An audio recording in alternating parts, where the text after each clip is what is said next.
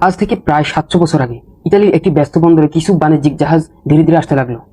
কিন্তু প্রথম দেখায় জাহাজগুলোকে স্বাভাবিক মনে হলেও যখনই জাহাজের কাছে যাওয়া হয় তখন দেখা যায় এক ভয়ঙ্কর দৃশ্য। জাহাজের মধ্যে থাকা অসংখ্য নাবিকের নিথর দেহ পড়ে আছে, আর যারা এখনো বেঁচে আছে তাদের শরীরে প্রচন্ড জ্বর, ব্যথা এবং অস্বাভাবিক ফোলা নিয়ে খুবই কষ্ট পাচ্ছে। এটি ছিল 1347 সালের অক্টোবর।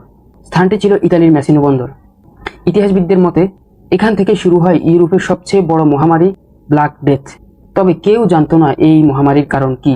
কেউ কেউ এটাকে ঈশ্বরের শাস্তি বলেছে, আবার কেউ কেউ এটাকে বিষাক্ত বাতাস বলে দায়ী করেছে।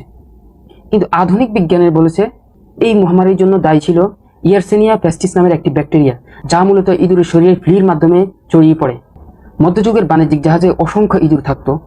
জাহাজগুলো যখন এক বন্দর থেকে অন্য বন্দরে যেত তখন এই ইঁদুরের শরীরে থাকা ফ্লিগুলো মানুষের শরীরে কামড় বসিয়ে ব্যাকটেরিয়া ছড়িয়ে দিত।